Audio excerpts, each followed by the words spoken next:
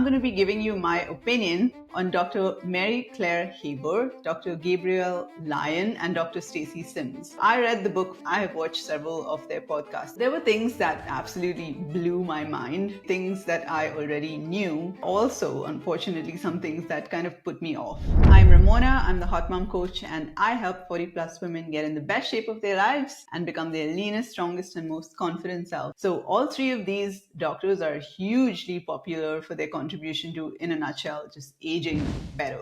So if you're a woman over 35, I hope you find this useful. So I read the book Forever Strong by Dr. Gabrielle Lyon, Roar, the updated version by Dr. Stacy Sims, and I have watched several of their podcasts, including Dr. Mary Claire Haber, whose book I haven't read. So in this live, I'm going to break down each of these three women, introduce them, talk a little bit about the things that I liked, the things that I learned about them, but also where I saw gaps that could be filled. So disclaimer, I am not a doctor, okay, even though I look like one. I'm a fitness coach and I basically combine building muscle with boosting health. So this is just my outsider opinion, okay, as a 44-year-old woman, and I mostly fall into their demographic. So let's go. First up, we've got Dr. Mary Claire Haber. So I watched her first on the Who Woman podcast, where they discussed the science of menopause and metabolic changes. So Dr. Mary Claire, she's an OB-GYN and a certified menopause specialist. So she's written some books, I believe, The Galveston Diet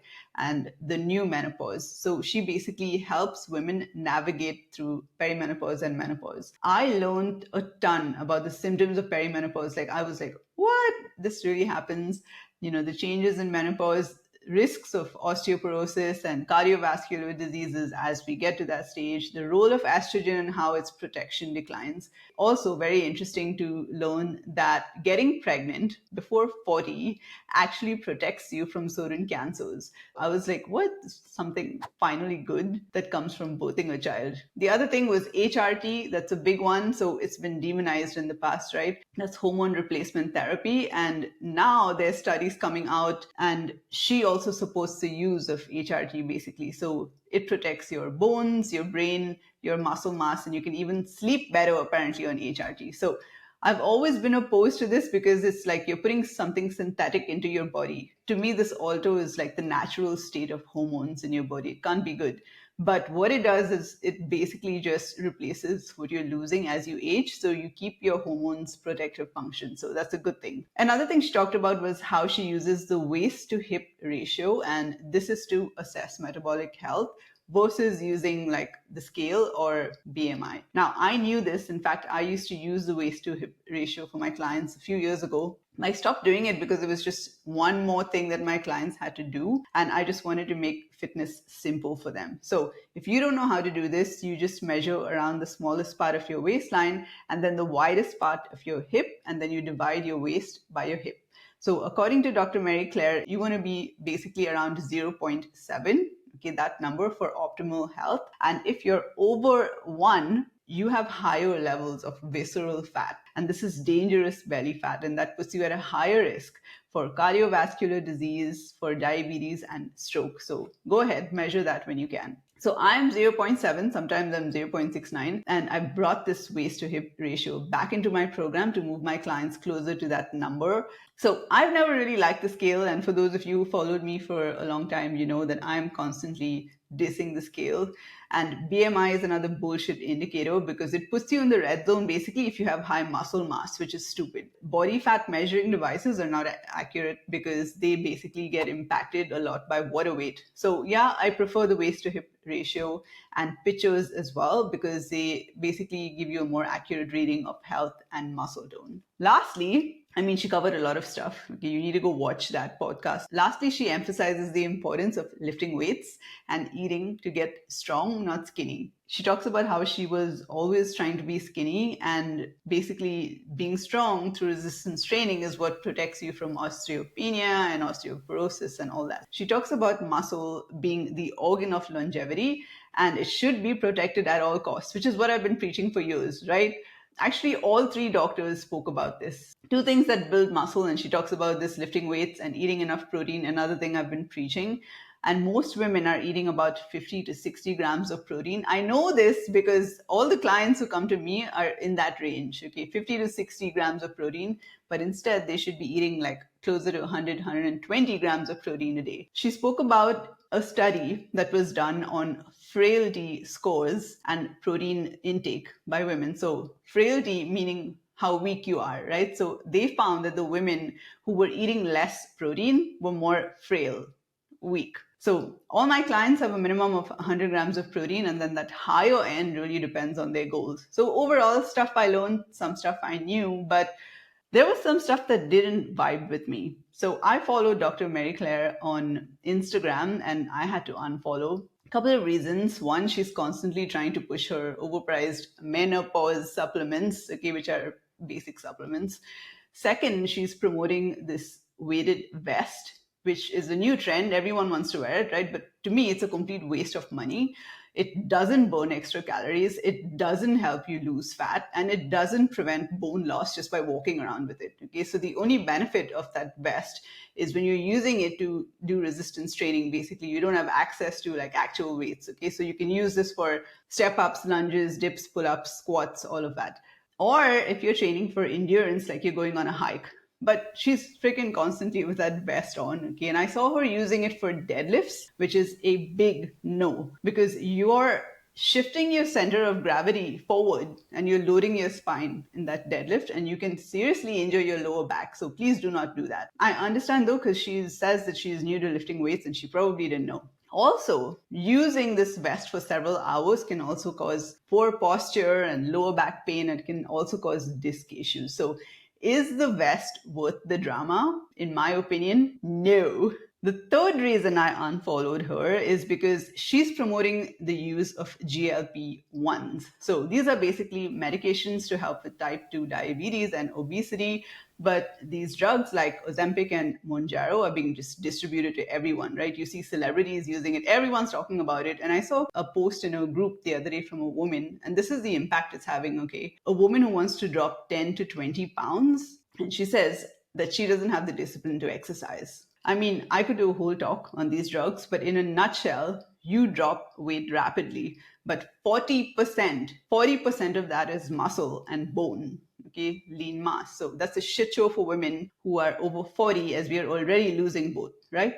Second, you took the shortcut, right? You didn't build habits to keep that weight off. And so now you're dependent on this very expensive drug to keep the weight off. And if you stop using that drug, people report feeling hungrier than before. So most will regain all that weight back. And then the food noise comes back. Okay, you guys know what I'm talking about. So these drugs are for people who have medical conditions, okay, and or they cannot physically like get up and exercise or even walk because they're so freaking overweight, right? And several women have reported all these really bad side effects, like apart from the muscle and bone loss. So nausea, vomiting, and just a truckload of gut issues. Again, over 40, we've got a very sensitive gut. I had a fellow coach as well who was just getting really frustrated with clients who were on GLP-1s because their doctors would keep upping their doses and they were constantly feeling sick, and then they weren't eating enough because it curbs their appetite, and so they were skipping their workouts all the time because of this. Why do you still need to work out when you're on these GLPs? Because you're losing 40% of muscle and bone, remember, with these drugs, right? So even more if you're over 40, if you're not lifting weights, you're not eating a high protein diet, or you're just not eating enough. Anyway, she's promoting that, okay, which kind of goes against the whole long-term, health for women. So bye. But yeah, check her out, because she has done some good things for the menopause community and she's helped us understand this season better. Next up is Dr. Gabrielle Lyon. Okay, she's a board certified physician. I read her book called Forever Strong, and I also listened to it. I found myself nodding a lot. She's all about muscle and protein. I love the book, and I knew that muscle could help with aging better, moving better, metabolism, blood sugar, all that. But she showed me even more, So she shows us how muscle improves immunity and it protects us against diseases and cancers and even dementia and Alzheimer's. And she kind of goes into a lot of detail, but very nicely explained in the book. And it was funny. She said that brain scans of people in their 40s showed us that a wider waistline was linked to lower brain volume. Okay, and she quoted a study where people with the largest waistlines were 3 times more likely to develop dementia. Very interesting. So she covered the importance of protein in detail, carbs and fats, and how women are not getting nearly as much protein as they need to build muscle, which is basically your body armor against aging. The other very interesting thing she spoke about was how muscle tissue is actually an endocrine organ, meaning that muscle actually releases substances that travel in the bloodstream and they can influence other cells to regulate body functions. And this ultimately improves metabolism, it fights inflammation, it boosts health, and improves immunity, which was super fascinating to me. I was like, whoa, that is amazing. So overall, most of what she preaches, like I already knew, okay, but it was great to have a doctor confirm all those benefits of building muscle that I have so passionately tried to freaking get women to build all these years, right? So she also promotes resistance training. And the only thing that I didn't vibe with was the boot camp training style. Okay, so the burpees and stuff. So yes, there's benefits to high intensity training to improve like growth hormone. But I find this training style usually leads to a flat butt and like a boxy waistline, like CrossFit athletes. So in my opinion, like a combination of targeted weightlifting to build muscle and complement that with like 1 to 2 days of very short, high intensity intervals would not only create that hourglass aesthetic, it would improve your waist to hip ratio, meaning less disease risk and then all the other benefits that she talks about. I also found that her teachings were applicable to like the general population rather than specifically for women. Anyway, definitely check out her book, okay, Forever Strong. Very interesting read. I loved it. And I also follow her on Instagram. So really good stuff. Last one is Dr. Stacy Sims. Of all three, I resonated with her the most. I also learned the most from her, and I've already applied several of her teachings to my program. So she's an exercise physiologist and a nutrition scientist, and she focuses specifically on women's health. I read her updated book, Roar, and I've listened to several of her podcasts as well. And every time I listen to one of her podcasts, I learn something new. Like it is mind blowing. So she promotes polarizing training. So this is intense, heavy lifting, and then short bursts of true high intensity interval training. And then polarizing, meaning on the other side, it's very low intensity, like easy walking for recovery. And she calls fitness classes like F45 and boot camp a complete waste of time. Zone 2 cardio as well, not the best, which I agree with. And she says fasting for women has negative effects. Okay, she talks in detail about this, especially for women who train, and even more if you're in perimenopause. So I agree with that as well. And I also learned that extreme cold plunges are bad for women, also for muscle growth, by the way.